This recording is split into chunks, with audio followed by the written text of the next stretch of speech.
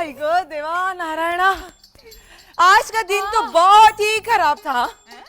कितनी बुरी बुरी सैंडल्स दिखाई उस सेल्समैन ने। शी, दिन तो आज सेल्समैन का खराब था, तभी तो आपने उस पे सैंडल फेंका था।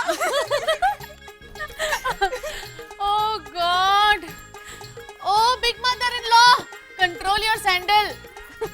उसका मतलब है अपनी सैंडल संभालिए।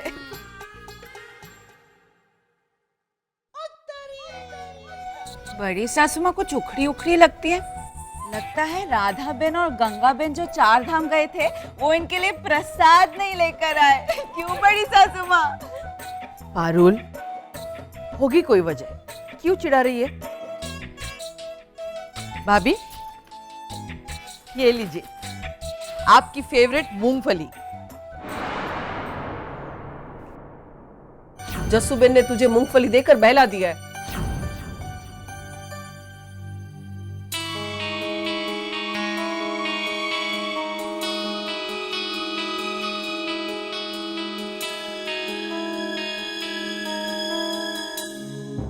आज तक मैं तुझे अपनी माँ समझती आई थी जसूबेन, इसीलिए तू मुझे बच्ची समझकर मूंगफली दे देकर बहलाती रही और मैं बेवकूफ बनती रही।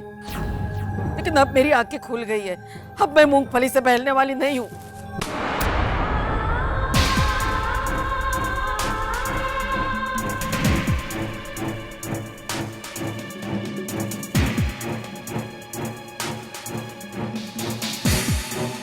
क्या हुआ भाभी? देख, मुझे तेरी तरह हर बात चाशनी में लपेट कर कहनी नहीं आती, इसलिए सीधे सीधी पूछती हूँ कि इस घर में मेरी, धर्मेश की, मेरी आरती की और चिराग की, मतलब कि मेरे परिवार वालों की हैसियत क्या है? क्या मतलब? नहीं तू बता ना, मेरे बच्चों का इस घर में है क्या?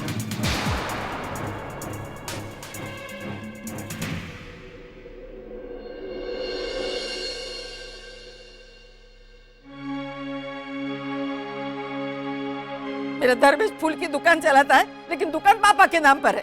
जिम चलाता है तो वो बजरंगबली के नाम पे है। और मेरा चिराग बेचारा तो एकदम लुक्का है, बाबला बेचारा मेरा। 8 आना नहीं है उसके नाम पर, जबकि तूने चंदू के नाम पर पिछले हफ्ते ही 25,000 रुपये के शेयर खरीदे। मैं पूछती हूँ मेरे चिराग के नाम पर क्यों नहीं खरीदे? वो तो टीचर जी के बोनस के पैसे थे। तो मेरा चिराग भी कहीं नौकरी करता है तो उसे भी बोनस के पैसे मिलते कि नहीं? लेकिन जसूबेन ने तो उसे डिलीवरी बॉय बना के रखा है, सारा दिन नंदिनी को शीरा और खिचड़ी पहुंचाने के लिए। और मेरी आरती भी कहीं नौकरी करके अच्छे पैसे कमा सकती थी, लेकिन नहीं, उसे भी तो मुफ्त की काम वाली बना के रखा है। भाभी, ये अचानक आपको?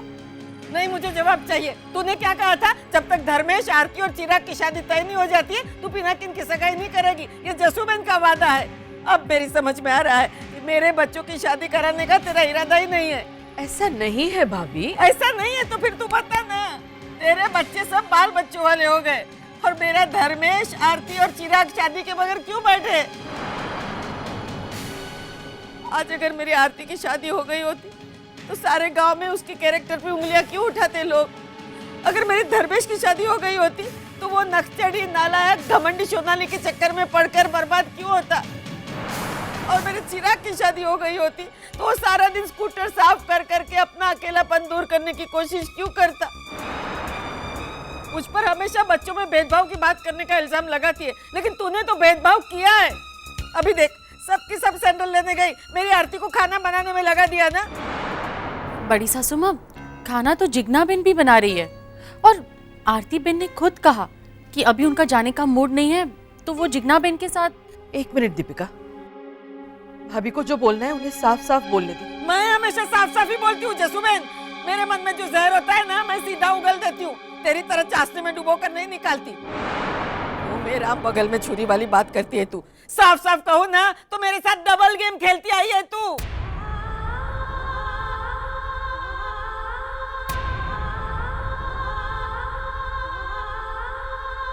हाय देवा, जसूबेन पे इतना बड़ा इल्जाम। नहीं पुष्पा, मैंने कहा ना भाभी को बोलने दो। क्या डबल गेम भाभी? मैंने तुझे अपना सब कुछ समझकर अपने बच्चों को भी तेरे भरोसे छोड़ दिया, लेकिन तूने मेरे भोलेपन का फायदा उठाकर अपने बच्चों को तो कहां से कहां पहुंचा दिया, और मेरे बच्चों को किसी को फूल वाला तो किसी को डिलीवरी बॉय। तो किसी को नौकरानी बना के छोड़ दिया। लेकिन अब मेरी आंखों से तेरे सम्मोहन का पर्दा हट गया है जसुबेन। इस घर में मेरे बच्चों का और मेरा जो भी हक बनता है वो हमें देकर हमें अलग कर दो।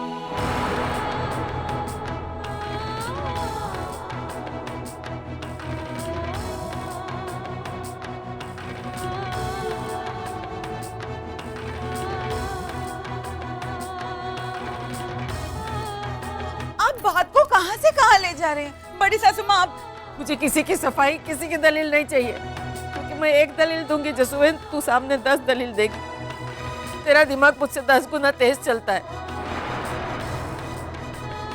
अब मेरी समझ में आ रहा है, मैं तुझे इतना कुछ बोलती रही, तुझे कभी कोई फर्क क्यों नहीं पड़ा? प्यार से मना मना कर, हाय हाय। लेकिन अब मैं तेरी चिकनी चुपड़ी बातों में नहीं आने वाली हूँ जसुबेन। मैंने इस सुंदर मुखौटे के पीछे का स्वार्थी चेहरा देख लिया। एक तो मेरा धर्मेश बेचारा प्यार में जख्म लेकर बैठा है, वैसे में उसे बही खाता देकर काम पे लगा दिया। आज मैं कुड़कुड़ नहीं करूंगी, हाथ जोड़कर अपना हिस्सा मांगूंगी। हमें हमारा हिस्सा देकर आजाद कर दो।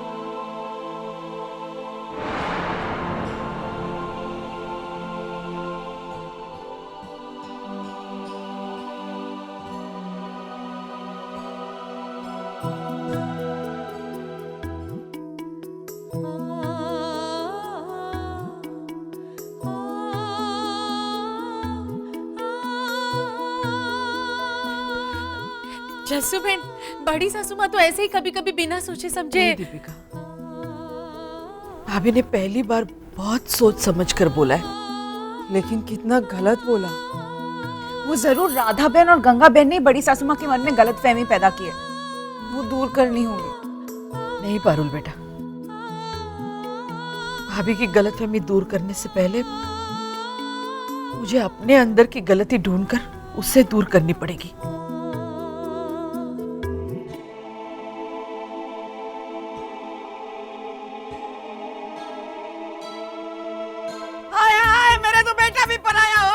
जिसने तेरे कान भरे हैं ना वो राधा बहन, उसको तो मैं आधा कर दूंगा, और वो गंगा उसको भी। मार डाल उन्हें, मार डाल। पहले मुझे मार डाल। पति तो पहले ही छोड़ के चला गया, बच्चे भी पराये हो गए। वो पारुल भी मेरी सगी बहू होके मुझे बड़ी सासू माँ बोलती है। पता नहीं किसकी नजर लग गई है हमारे घर को। एक को संभालो तो दूसरा बरसता है। इधर चंदू और पुरुषोत्तम भाई का प्रॉब्लम सॉल्व हुआ तो ये भाभी ना खुशी के मौके पर।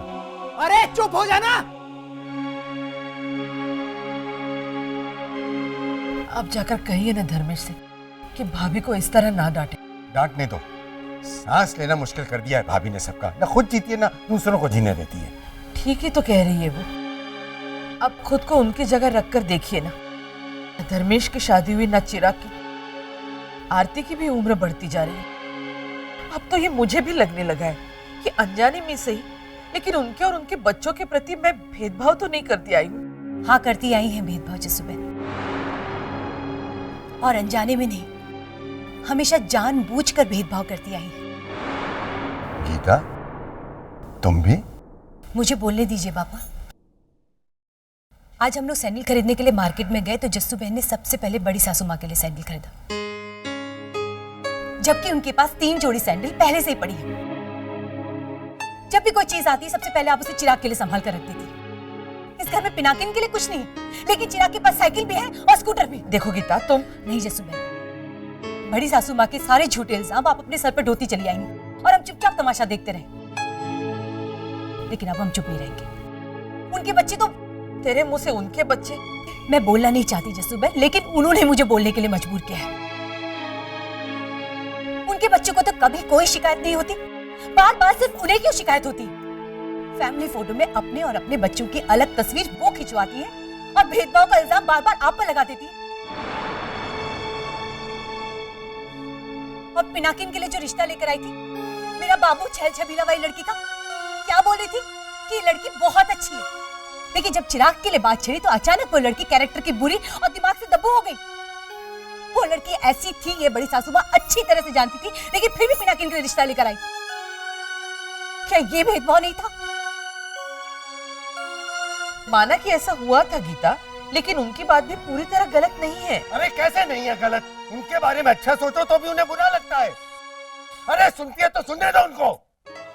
हमने क्या सोचा कि धर्मेश सोनाली के प्यार में नाकाम है तो दुखी है, तो उसका ध्यान काम में लगाकर सोनाली से हटा देते। तो क्या बोली भाभी कि ऐसे वक्त पे भी काम करवाते हो?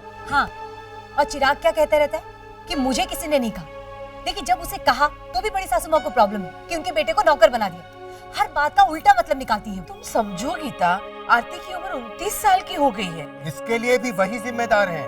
और पंकज कुमार का रिश्ता तो सबसे पहले आप आरती बहन के लिए लाई थी ना, लेकिन बड़ी सासू माँ ने उसे ठुकरा दिया, ये बोलकर कि वो नीम हकीम है, जबकि वो शहर के बेस्ट हार्ट स्पेशलिस्ट है।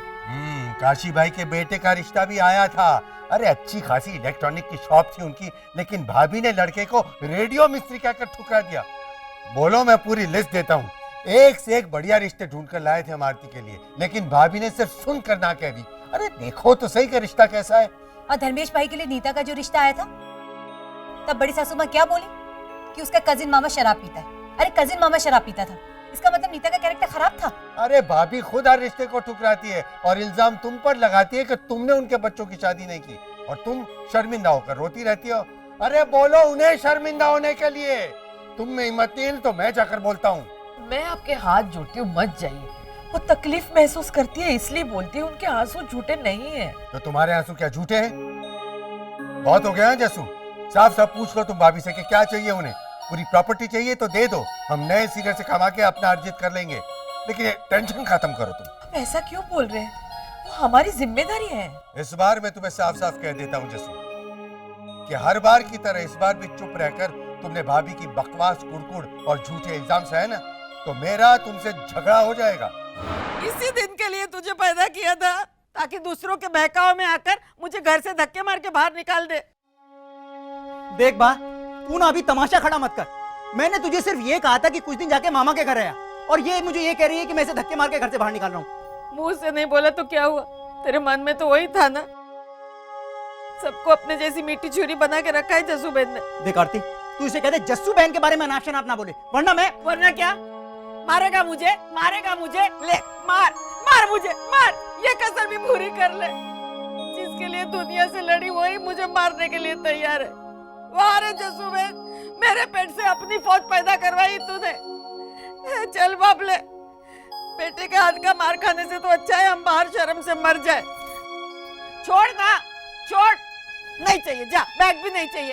चल बाबले चल। पर माँ, अभी तक मेरा फड़का नहीं मिला। छोड़ दे बाबले, छोड़ दे बाबले। दुनिया की हर चीज से अपना दाना पानी उड़ गया है। आरती, बोल देना जस्सू बहन को हमें कुछ नहीं चाहिए, हम खाली हाथ ही जा रहे हैं। धरती माता की गोद में हमें शरण मिले ना मिले, गंगा मैया की गोद में तो जरूर जगह मिल जाएगी हम माँ बेटे को। अरे बा, नौटंकी बंद करना। आज तुझे अपनी माँ के आंसू नौटंकी लग रहे हैं, लेकिन एक दिन तेरी नजर के सामने से पर्दा हटेगा और तुझे भी जस्सू बहन की साजिश नजर आएगी। उसने मेरी एक बात का जवाब क्यों नहीं दिया? ये मेरे ही 3 बच्चे कुंवारे क्यों है?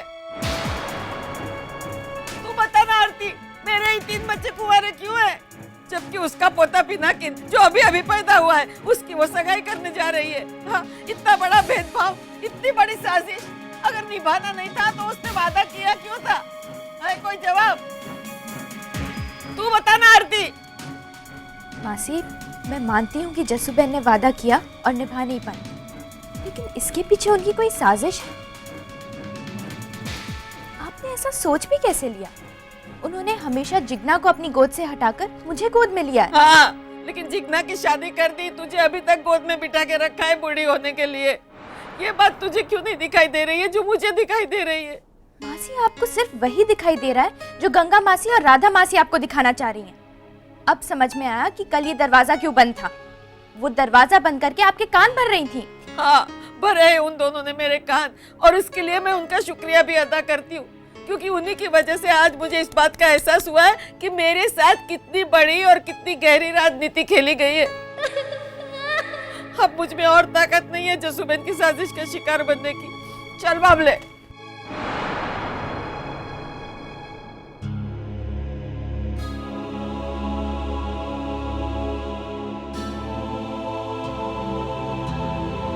आपको ये कहने का पूरा हक है भाभी। जसू बहन, धर्मेश, अभी मैंने आपसे वादा किया था कि पिनाकिन की सगाई से पहले मैं धर्मेश, आरती और चिराग के रिश्ते तय करूंगी, और मेरे दिमाग से ये वादा निकल गया। मैं ये भी गलती मानती हूं, लेकिन अब चलिए मेरे साथ।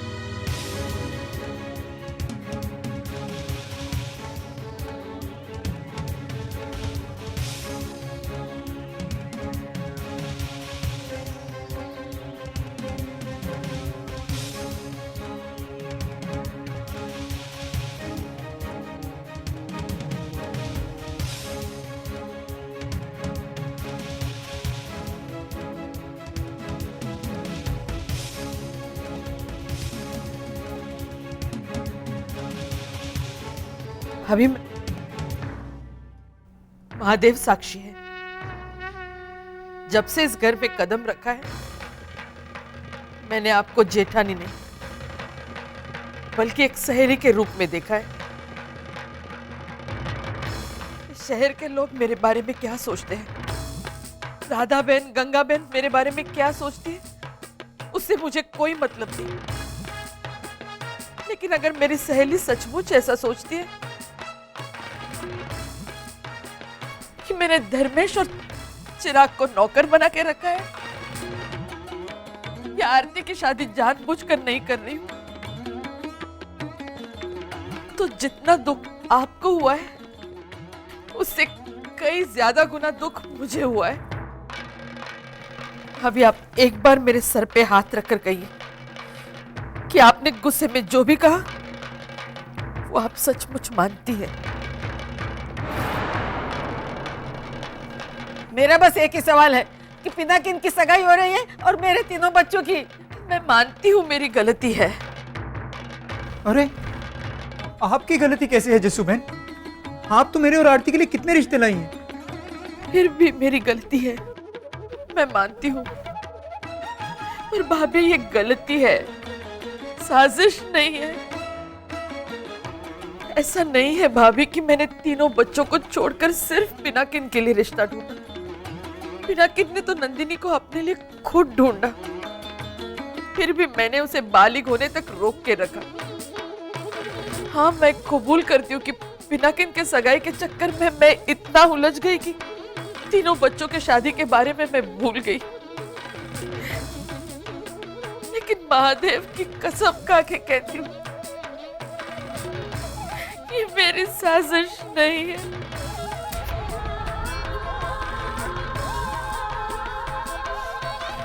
इस बार मैं पिघलने वाली नहीं हूँ।